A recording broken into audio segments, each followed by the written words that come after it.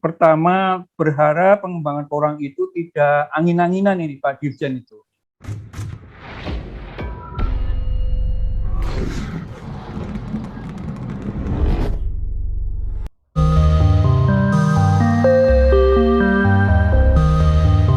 Iya, tadi pertanyaannya Pak Ijen, Pak Sigit. Ya, yang mana? Pertanyaannya, saya putus-putus terus ini HP. Ya. Ini terutama yang Pak Irawan itu ya berharap banyak pendampingan pengawalan untuk bisa memproduksi chipnya itu, ya dengan kualitas yang baik itu. Ya. Oke. Ya, kemudian ini yang aja. kedua, ya. Tinggalnya di mana itu Pak? Banjarnegara Pak Dirjen, Pak Irawan itu di Banjarnegara itu, petani porang itu di Banjarnegara. Oke, nanti saya kasih nomor HP saya ya, biar komunikasi langsung studi banding aja sekalian ya. Terima kasih Pak Dirjen. Kemudian yang kedua Pak Thomas Hartono, beliau dari Kadin Kamar Dagang dan Industri kawasan Asia Pasifik itu. Yang pertama, beliau menyampaikan hendaknya pengembangan porang itu tidak angin-anginan itu. Ya, ketika ada permintaan tinggi dunia dikembangkan, didorong, tapi kemudian nanti setelah mungkin ya surplus melebihi dari demand, kemudian Pak Thomas Hartono. Kemudian yang kedua, beliau itu membawai wilayah RRT dan Malaysia, dan tentunya beliau ingin bisa mendukung, membantu ya bagaimana porang itu bisa diekspor ke dua negara tadi. Saya kira itu dari terima kasih. Dua penanya, Pak. Saya jawab Pak ya.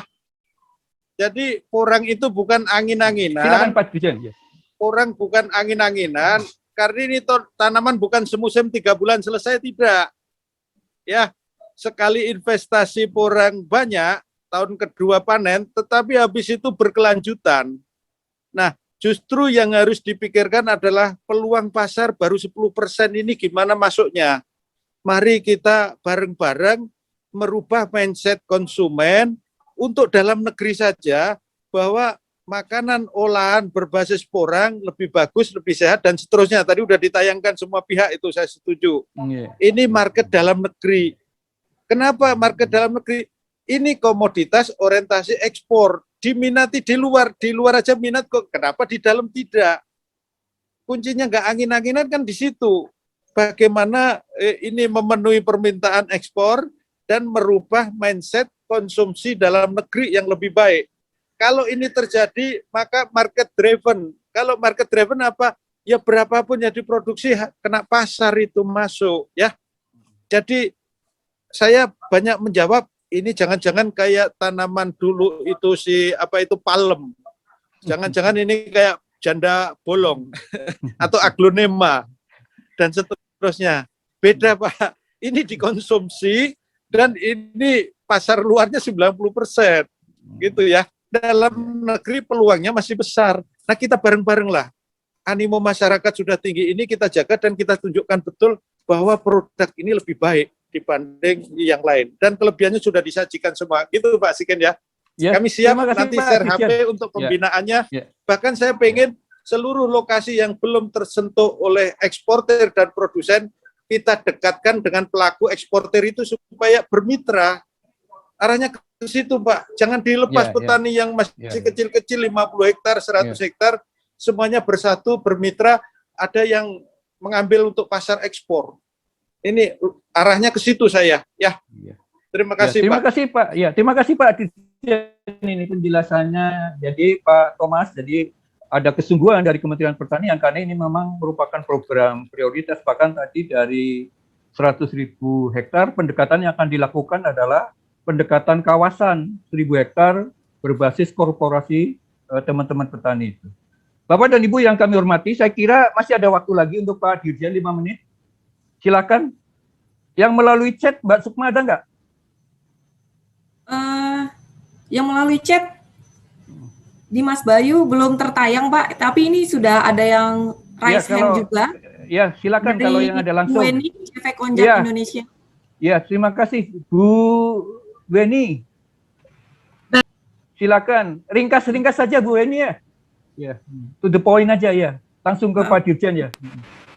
Ya, terima kasih banyak Pak Sasigen dan MC. Ini saya ingin tanya, karena kan memang pasarnya itu besar, ya kan? Tetapi kan pada saat ini intinya masyarakat kita ini kan masih belum bisa produksi hingga barang akhir. Jadi kalau misalkan kita mau memperbesar pasarnya itu buat para petani, hasilnya ini supaya bisa digunakan, itu kan masih agak susah. Nah, sedangkan yang saya dengar dari Cina, untuk masalah ekspornya itu karena tahun lalu itu kan dia itu kan itu loh Pak, apa namanya, penjualannya tuh menurun drastis kan, jadi tuh dia masih ada banyak stok, lalu bahkan mereka juga nanam banyak porang, jadi biasanya porang itu ditanam bulan Januari mereka udah habis, tapi tahun ini sampai Maret mereka masih panen, jadinya agak kesusahan di bidang kayak penjualannya gitu kan, makanya saya jadi khawatir apakah kira-kira marketnya itu bisa mencukupi, terutama untuk para petani yang saat ini sudah menanam, kan perlu disalurkan kan dananya. Nah, sedangkan kalau menunggu seperti yang katanya Pak Dirjen barusan, ke depan akan dikembangkan produk dalam negeri. Nah, tapi itu kan masih butuh waktu yang cukup lama. Jangka pendeknya kira-kira solusinya apa? Begitu. Itu ya, Bu Weni ya? Iya. Pak Dirjen mungkin langsung bisa merekam ya, Bu Weni itu dari CV Konjak Indonesia nih. Silakan Pak Dirjen. Ya, makasih. PT Konjak, grupnya Mas Revi ini. Ini Bu, masalahnya ini sejak pertengahan tahun lalu sampai sekarang, ekspor terbesar itu kan ke Cina. Cina itu minta dokumen risk assessment. Risk assessment kita perlu menyiapkan bahan-bahan analisis itu, dan sudah kita penuhi, kita kasih jawaban ke RRC Cina, ya toh. Nah, setelah itu posisi sekarang saya bersama KBRI ini dengan atas perdagangan. Mari bareng-bareng apa kekurangannya, apa sudah diterima. Kalau sudah diterima pintu masuk lagi, Bu. Bulan April, bulan Mei ini puncak tertinggi ekspor tahun lalu. Tapi sekarang kan kena pintu itu. Jadi ini sifatnya masalah jangka pendek dan solusinya segera diproses pemenuhan dokumen-dokumen risk assessment. Itu aja.